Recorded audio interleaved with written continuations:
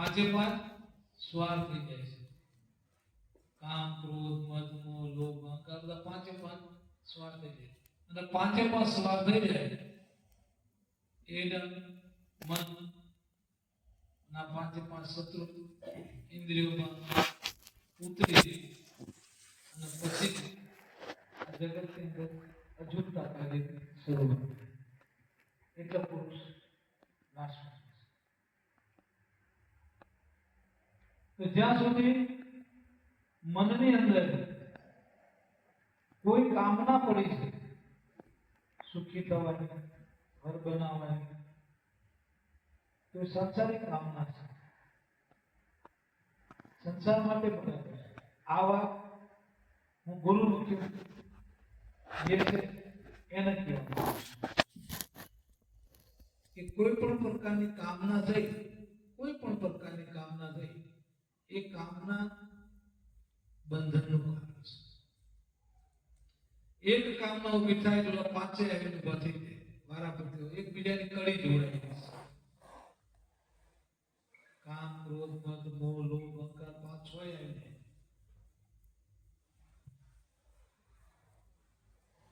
એટલે સદગતિના માર્ગમાં ગુરુમુખીને કોઈ કામના ન થવી જોઈએ એવું ભગવાન વેદવ્યાસ કહેવા માંગે છે કે કોઈ કામના ન થવી જોઈએ. જ્યાં સુધી કામના છે ત્યાં સુધી મુક્તિની કોઈ આશા નથી. હવે આ જે કામના હાલ જે ભગવાન વેદવ્યાસ કહેવા માંગે છે એ જગતની કામના છે. અને જગતની જે કામના જે રહી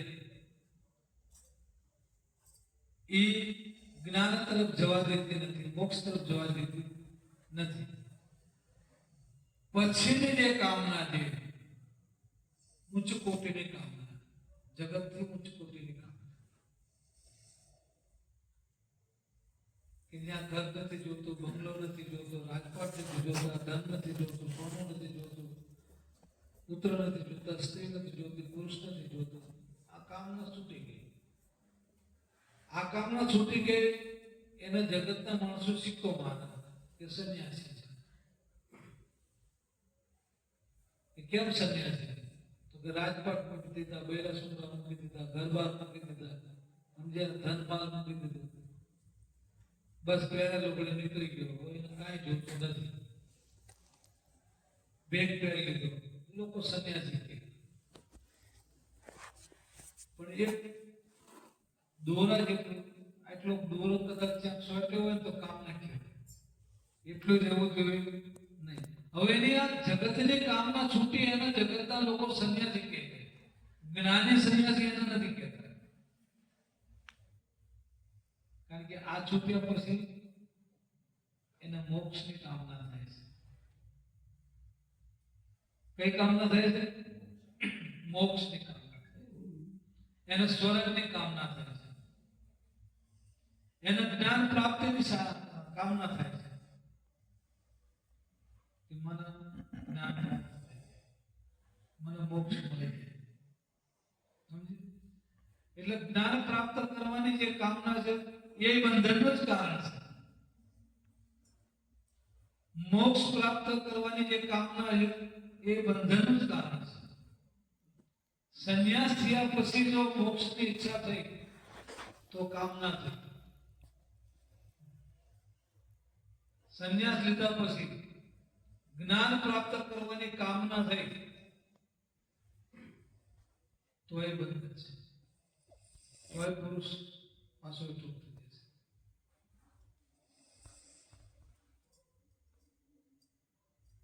તો સંન્યાસ લીધા પછી તો ઘણી બધી કામના થાય છે, ઘણી બધી થાય છે.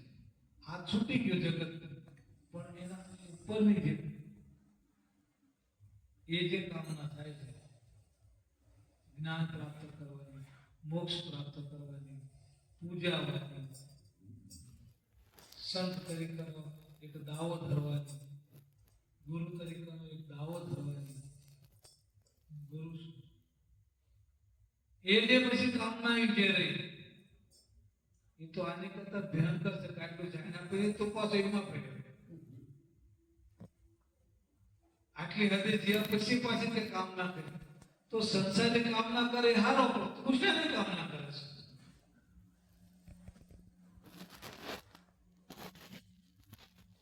જેટલું આપણે સરળ માની લેવી છે ભક્તિને, એટલી ભક્તિ સરળ નથી. દીવા ધરી ભક્તિ માની લેવી હારી છે, અગરબત્તી કરીને ભક્તિ માની લેવી હારી છે, ઉપવાસ કરીને ભક્તિ માની લેવી હારી છે, નવરાત્રિમાં નૈવેદ્ય કરીને ભક્તિ માની લેવી હારી છે, એકાદો માંડવો કરી લેવો ભક્તિ માની લેવી હારી છે.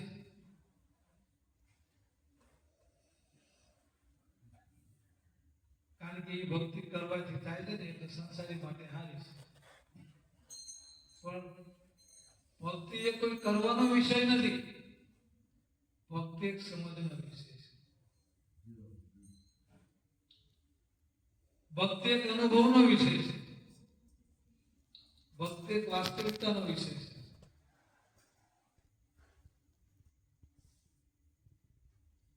હવે જે સમજવાનો વિષય છે એને જો કરવામાં લાગે, એને પાછું ક્રિયામાં લાગે,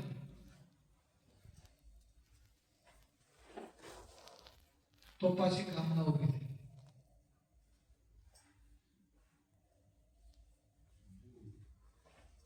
કારણ કે ભક્તિનો સાચો અર્થ ક્રિયા રહિત થવું.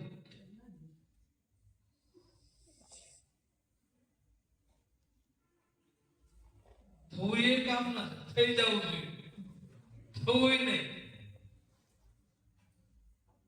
થઈ જવું.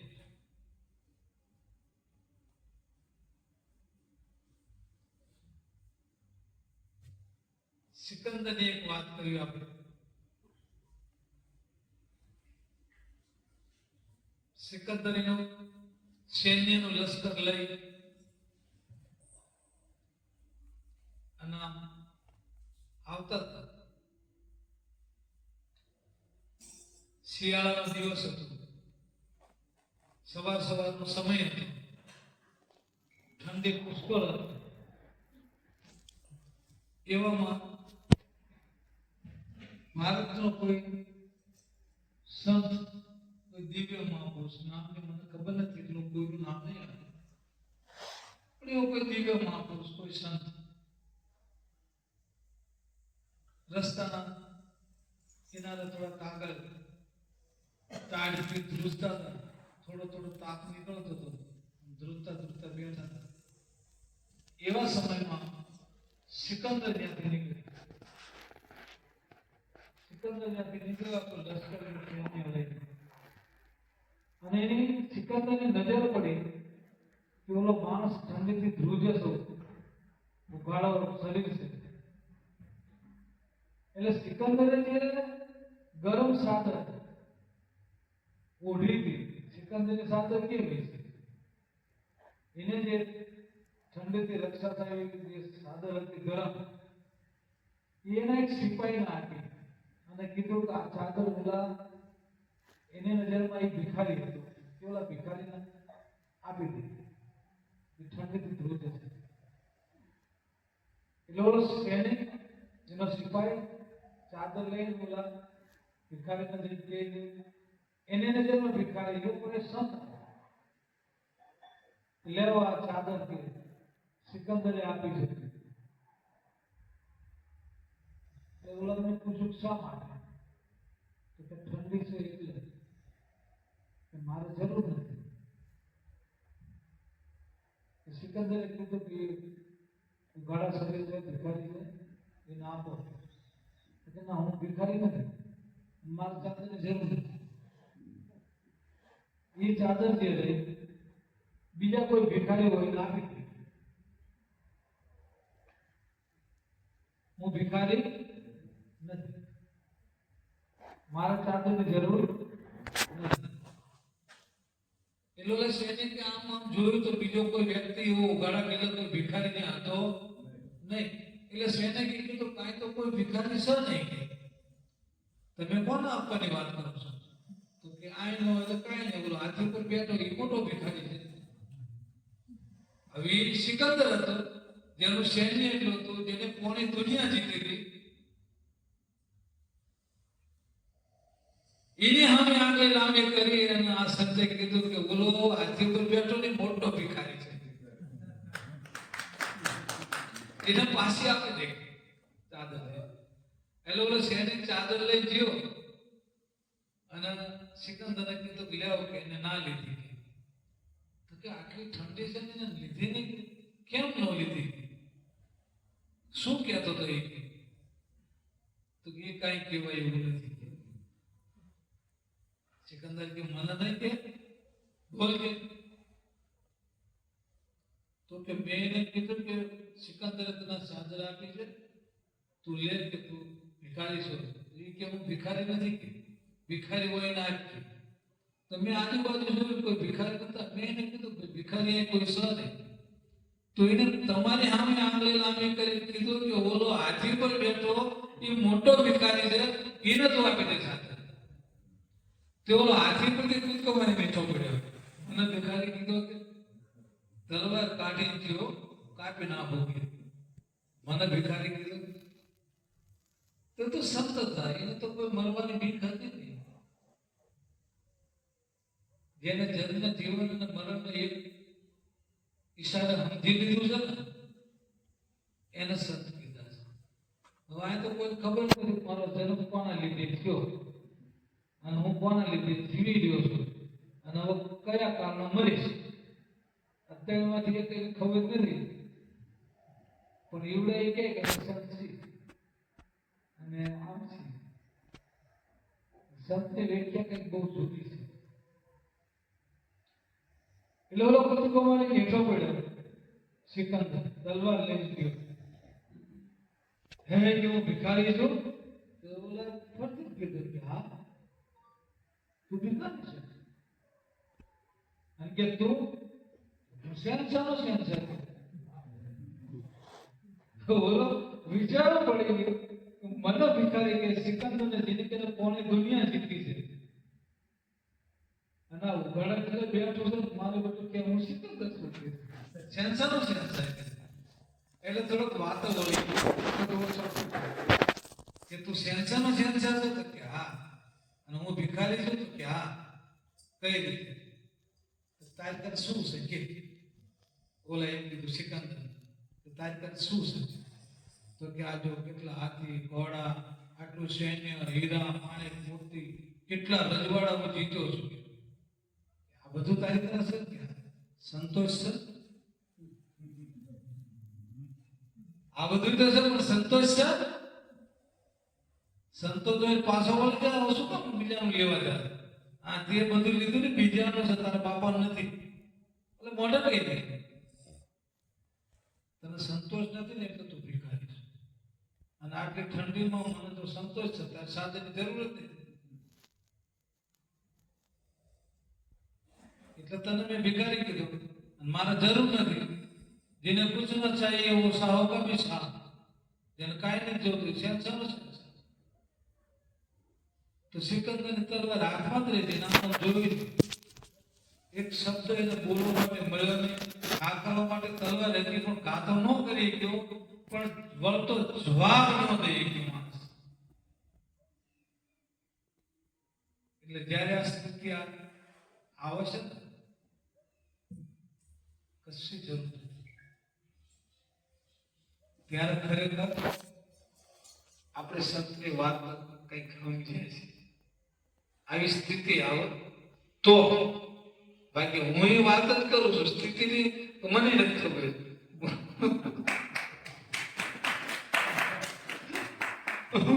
હું એ વાત જ કરું છું કે સ્થિતિ જો આવે સમજે ત્યારે આપણે ધર્મને સમજ્યા કહેવાય, ત્યારે પુણ્યને સમજ્યા કહેવાય.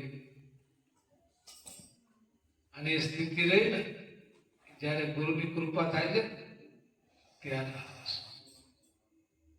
અને એ સ્થિતિ જયારે આવે ત્યારે જેમ તાવ સડે ને તાવ, જ્યાં આડો ત્યાં ગરમ લાગે કે અડધામાં ગરમ અડધામાં ટાઢું હોય. તાવ સડે જેમ જ્યાં આડો ત્યાં ગરમ લાગે ને એમાં સ્થિતિ આવે ને તાર પગને પાણીથી માથાની સોટલી સુધી આખો ભરપૂર થઈ જાય છે. અને તો જેના આવી હોય ને એને ખબર પડે, ત્યારે એને ખબર પડે કે જો આ સ્થિતિ થઈ ને આ ધર્મ છે, આ જે સ્થિતિ થઈ ને એ પુણ્ય છે. અત્યારે આપણે ખાલી ડબલા કહેવાય છે.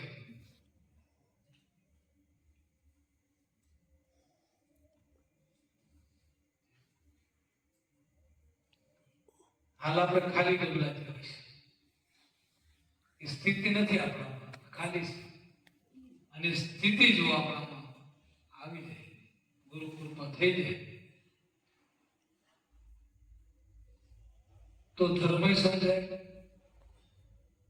બંધનથી મુક્તિ મળે, મેળવી ન મળે, સમજવી ન મળે, સમજાય, મેળવી ન મળે, મળી જાય.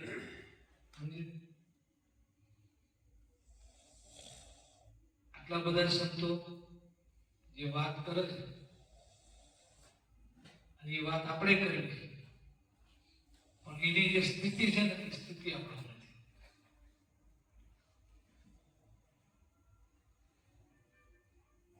જ્યારે એમની સ્થિતિ આવી ત્યારે બોલ્યા છે કે શબ્દ વિનાની શાન કરી. કઈ વાય તો ગુરુ બિહારી બધું મૂકીને સમજાવ છે. બોલો કે શબ્દ જ ન કરો. મારા રમેશભાઈ ને વાત થઈ હોય, બોલી દિવાલ કરવાની 4 ફૂટની, એટલે કદાચ કોઈ ઈશારામાં કયો 4 ફૂટ વધારે નહીં, તો એને ખબર પડી જાય કે દિવાલ. બીજા બેઠા હોય ન ખબર પડે, બરાબર. પણ એટલું મારે કેવું તો પડે ને, અથવા મારી વાણી કઈ હોય, મારે એમને ઈશારામાં કેવું હોય, તો આમાં મેં કરવું પડે. એ આમ શાંત થઈ, એવું નહીં, એ બાત કરી. શબ્દ વિનાની શાંત બતાવી અને વાણી વિનાની કરી વાત. બોલ્યા ને વાત થઈ કઈ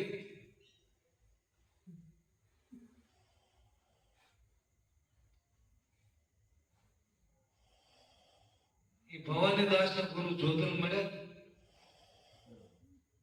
ત્યારે આ અનુભવ થયા છે. એટલે આપણને જયારે એવા સંતો મળે ત્યારે એ વાત આપણને આત્ય સમજાય કે વાણી વિના કઈ રીતે વાત કરી છે. મારા એક ગુરુભાઈની વાત કરું, અત્યારે તો એનું શરીર છૂટી ગયું, પણ એનો એક ઇતિહાસ તમને કહું. એક જણાએ પ્રશ્ન કર્યો કે લખીરામ બાપુ, આ એક પ્રશ્ન છે કે બોલો કે શું પ્રશ્ન છે, તમારો પ્રશ્ન શું, બોલો. તો કે ભવાનીદાસ કહે છે કે વાણી વિનાની વાત કરી. આ શું વાત તો આ છે ને, પણ જવાબ શું કરું? તો કે કેવી રીતે થાય? તો કે એટલી નથી ખબર પડતી કે ના, કે મોઢું બંધ કરી મને પ્રશ્ન પૂછી લો, જવાબ દઉં.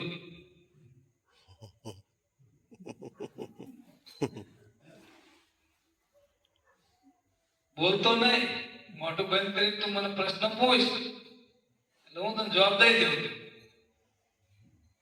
તો ઓલો હકપક થઈ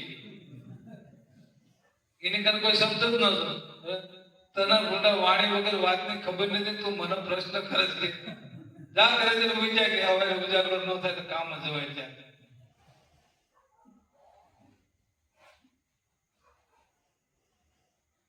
આ સંતની વાત કરું છું.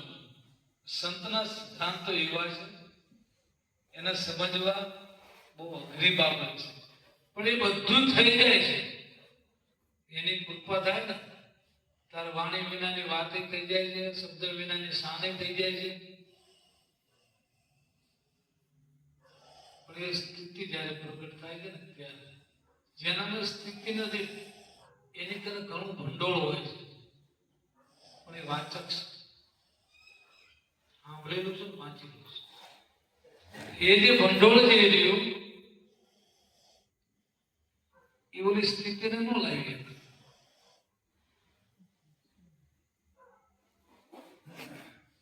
એ તો ઉશીનું છે, અને પારકે પૂંજે વેપાર ન થાય. અને ઉશીના ગીત ગામ નો જમાડે.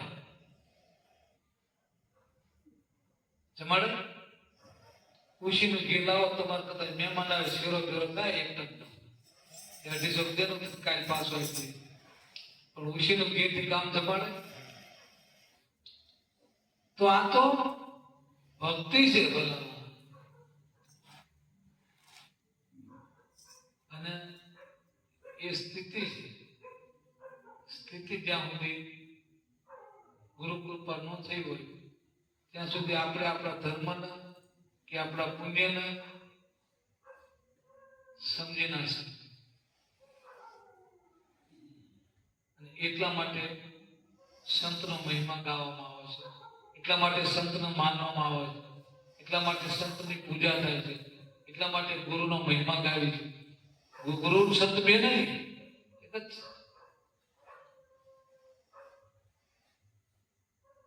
કે આપણી જે વર્ષો જૂની આપણી પેઢીની જે પરંપરા હતી એ આપણે તોડી નાખીએ, સંતની વાતને પકડવી છે, એ તોડી નાખીએ, સંતની વાતો પકડી. પણ અત્યારે તો ઊંધું થઈ ગયું. પેલા ગુરુ બોલતે અને પછી ભૂવા થાય, એટલે સંતની પરંપરા તોડી નાખે. જેને સંતની પરંપરા તોડી એ જીવને શું અધોગતિ છે ખબર નથી.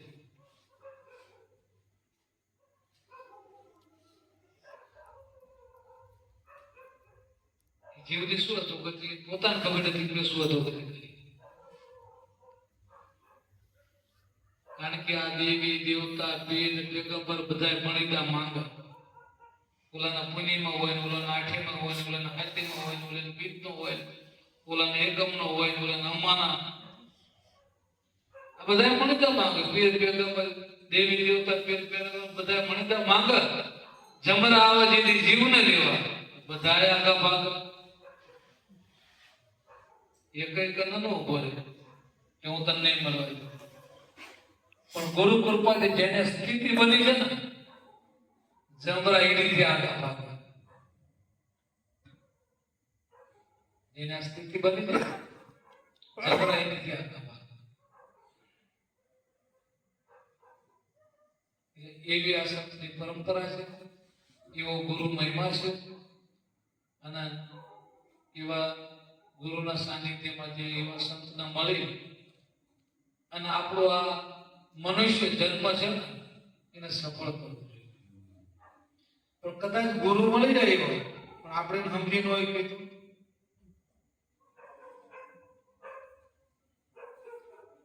તો શું થાય? કુંભ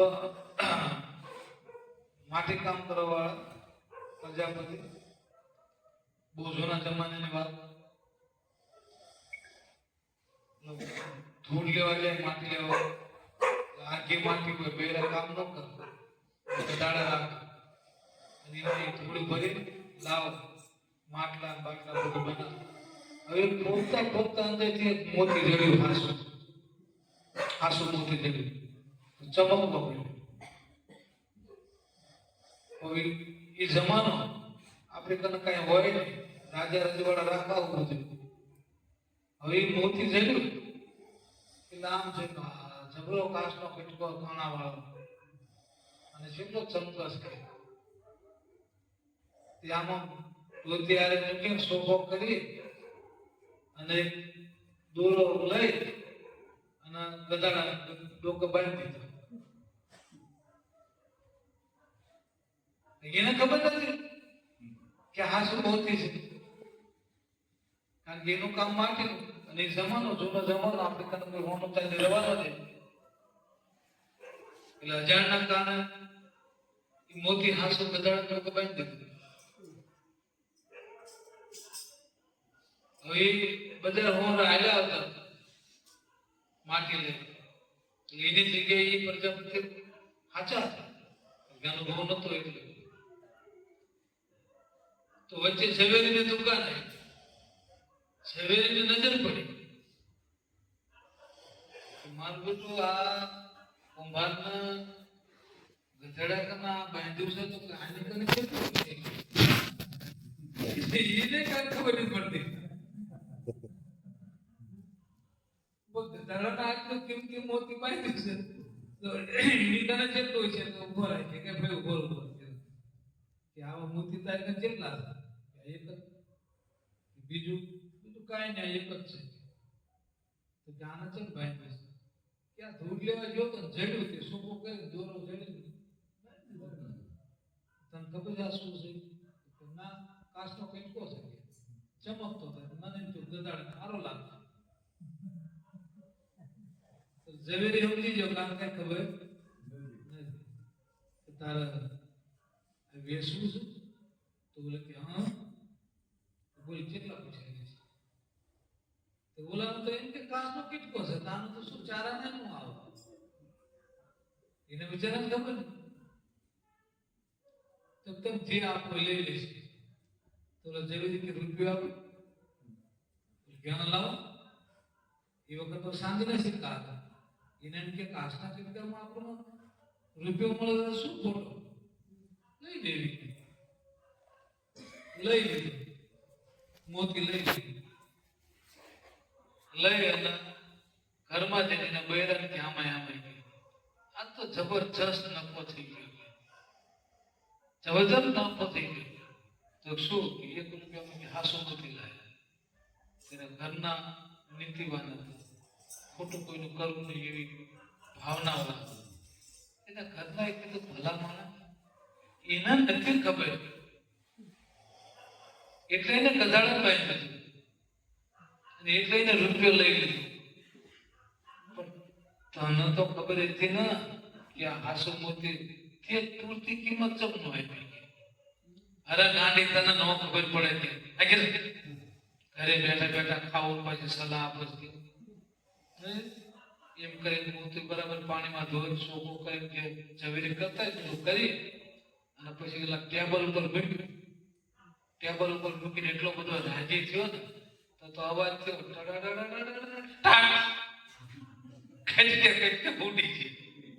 તૂટી ગઈ. પછી તેનું કઈ આવવાનું, તો ઓલાનો તો રૂપિયો છે, તો બૈરું બહુ દાંત કાઢે, મારે કેટલું નુકસાન થઈ ગયું, કે તને કઈ નુકસાન નથી થઈ ગયું, હવે તું લાભમાં ગયો છે. આ નો તૂટ્યું હોત તો એને તેનો ઘરમાં આવત તો પછી બહુ નુકસાન થાય. એટલે મને દાન છે, સારું થયું જે છે. કારણ કે એને ખબર નથી ને એટલે રૂપિયામાં આવ્યું, પણ ત્યાંની કિંમત ન કરી એટલે નો રૂપિયા.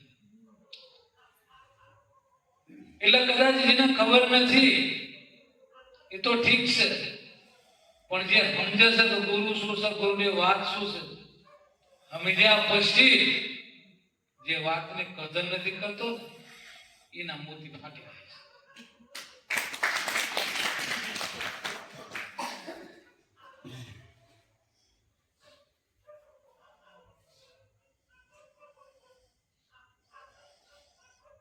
એટલે સંતનો મહિમા ગવાય છે, એટલે સંતનો પૂજાય છે, એટલા જ સંત આ જગતની અંદર ઊંચામાં ઊંચું પદ છે.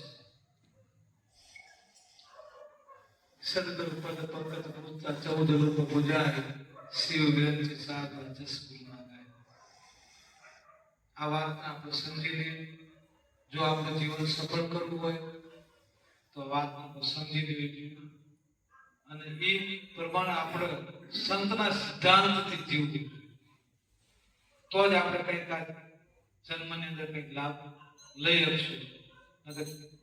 તો કાયમ કહું છું કે અમારું ગુજરાતમાં કહેવત છે, ચોથી શું થાય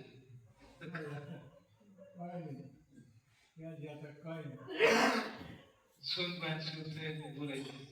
બોલો સદગુરુ દેવ જય કામસેભાઈ કોટડાવાળા